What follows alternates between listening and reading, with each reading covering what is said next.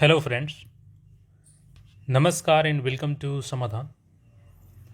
साथियों, उम्मीद है कि आप सब अच्छे होंगे और साथ ही साथ आपकी स्टडी भी अच्छे से चल रही होगी।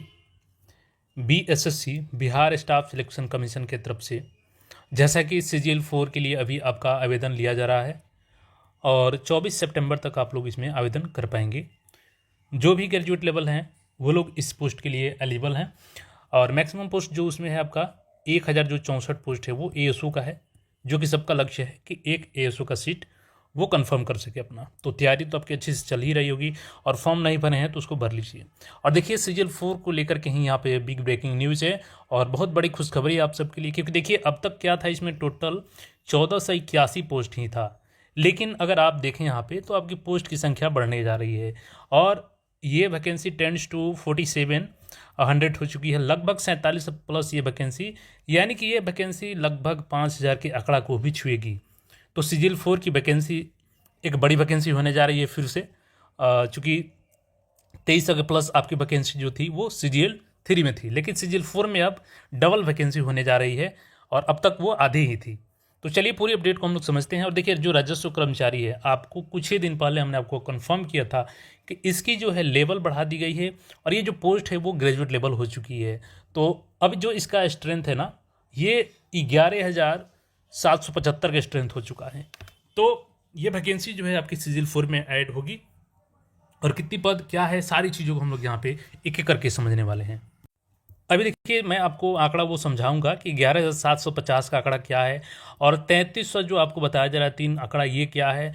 और जो सीजीएल 4 की वैकेंसी है वो टेंड्स टू 5000 वैकेंसी होने जा रही है। इन सारे चीज़ों को हम क्लियर करेंगे। ये देखिए, क्योंकि हम लोग जब भी वीडियो में बात करते हैं तो विद प्रूफ बात करते हैं, विद एविडेंस बात करते हैं। तो बिल्कुल, आप अगर इस चैनल पर आए हैं पहली बार तो चैनल को सब्सक्राइब करके जुड़ जाइए।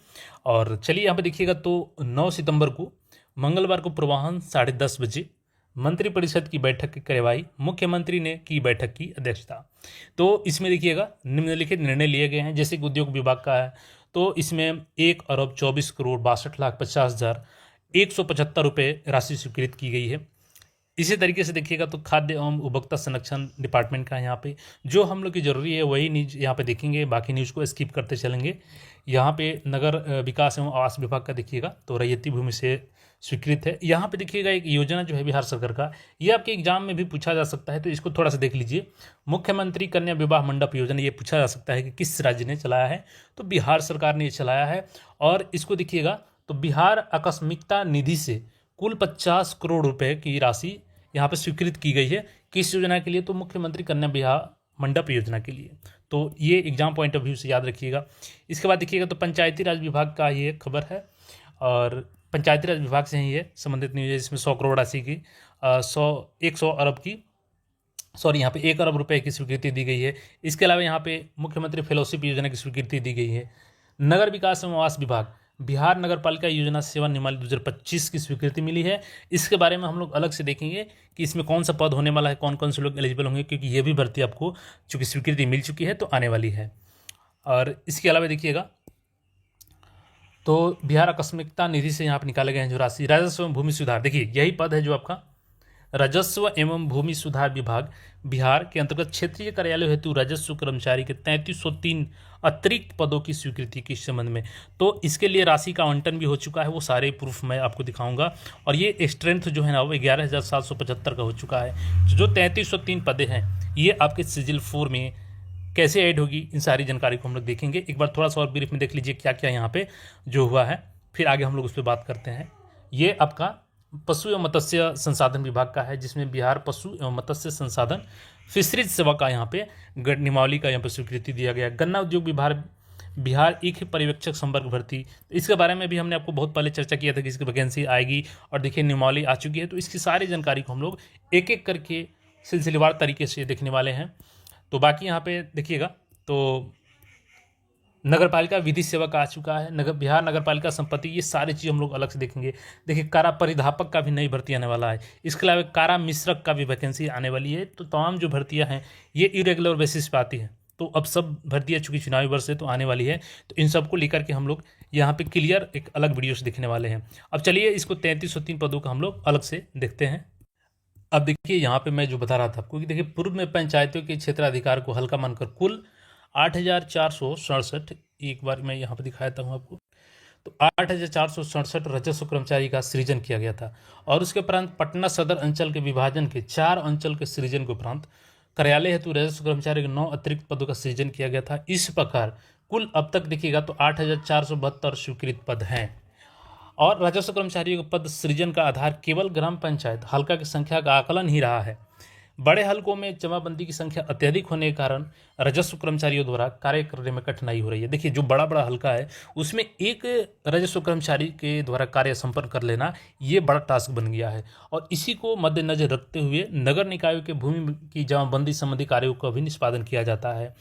तो नगर निकायों के हलकों में भी जमाबंदी की संख्या अधिक होने के कारण राजस्व संबंधी कार्यों में वृद्धि हुई है। और अतः राजस्व कर्मचारियों के स्वीकृत बल में वृद्धि करने हेतु 5103 हलकों में 1 तथा 3336 हलकों में प्रति हल्का 2 अर्थात 6672 राजस्व कर्मचारियों के पदस्थापन किए जाएंगे। अर्थात कुल 11,775 राजस्व कर्मचारी के पद हो जाएंगे। तो यानी टोटल यहाँ पे स्ट्रेंथ कितना हो जाएगा, 11,775। तो एक बड़ा स्ट्रेंथ हो गया। और बड़ा स्ट्रेंथ होने से फ़ायदा ये होता है कि आप अपनी मांग को मनवा सकते हैं। याद होगा आपको कुछ ही दिन पहले राजस्व कर्मचारी हड़ताल पे थे और वही कारण है कि इनका जो लेवल है वो बढ़ा दिया गया और इनको ग्रेजुएट लेवल माना जाएगा। चूँकि इनको अब अपना अलग से एक कार्यालय भी होगा और इनको सहायता के लिए एक अलग से LDC भी दिया जाएगा, जबकि अब तक ये खुद एक LDC के ही तौर पर मान के चलिए कि कार्य कर रहे थे लेवल 2 के रूप में। और यहाँ पे देखिएगा तो राजस्व संबंधी वर्धित कार्यों के त्वरित निष्पादन हेतु राजस्व कर्मचारियों के 3303 अतिरिक्त पदों के सृजन किया जाना आवश्यक समझा गया है। और देखिए 3303 पद का सृजन यहाँ पे किया गया है। और देखिए यहाँ पे जो अनुमानित भार व्यय है इसका भी अनुमति मिल चुका है, 131,74,21,368 रुपये निकासी के लिए पद वर्ग की समिति की स्वीकृति प्राप्त है। तो ऑलरेडी इस पर स्वीकृति मिल चुकी है। अब इसका रोस्टर का कार्य किया जाएगा और ये वैकेंसी सीरियल 4 में ऐड होगी। अब क्यों ऐड होगी, तो यहाँ पे देखिएगा नियमावली। अब देखिएगा यहाँ पे तो बिहार सरकार का प्रकाशित ये गैजेट है और ये अपडेट हमने आपको गैजेट में प्रकाशित होने से पहले ही कंफर्म कर दिया था। आप मेरे साथ जुड़े हैं पहले से तो आपको पता होगा। 2 सितंबर को ये अधिसूचना जारी कर दी गई है। और देखिएगा तो ये है आपका बिहार राजस्व कर्मचारी संवर्ग नियमावली 2025।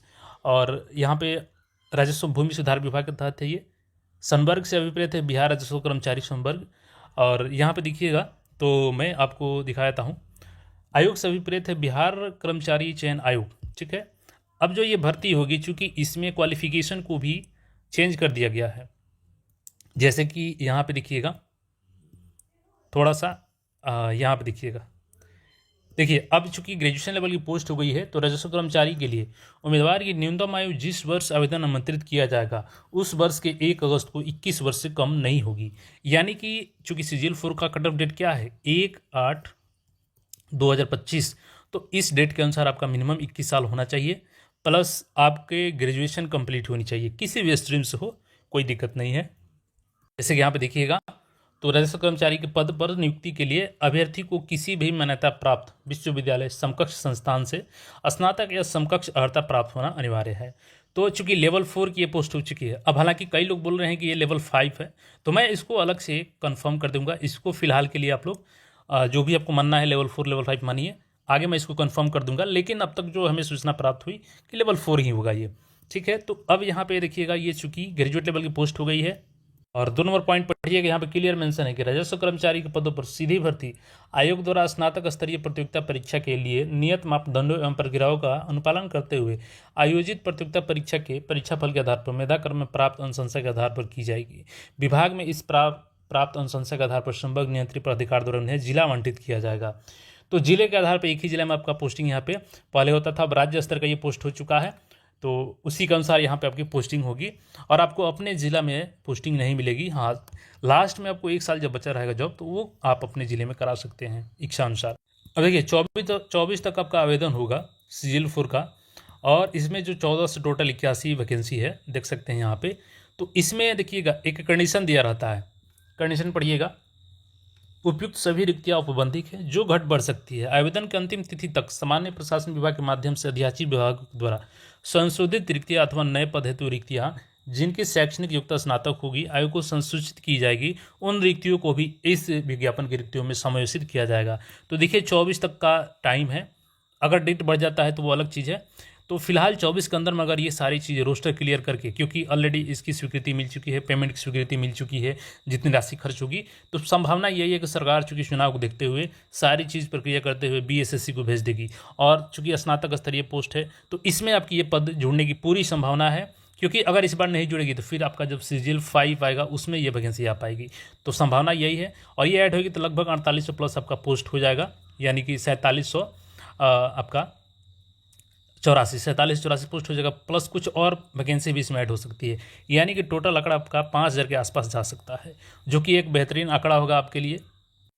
और चूंकि 5 गुना अभ्यर्थियों को चुना जाता है मेंस के एग्ज़ाम के लिए, तो अगर ये वैकेंसी 5000 चली जाती है ऐड होकर के, तो इससे क्या फ़ायदा होगा आपको कि प्रीलिम्स में ज़्यादा रिजल्ट होगा, क्योंकि प्रीलिम्स में एक से ज़्यादा शिफ्ट होंगे और उसमें परसेंटाइल का मामला आ जाता है, और परसेंटाइल में कभी कभी आप अच्छा स्कोर करते हुए भी बाहर हो जाते हैं। तो जितना ज़्यादा रिजल्ट होगा वो आपने के लिए बेहतरीन होगा, क्योंकि मेंस आपको देने का मौका मिलेगा।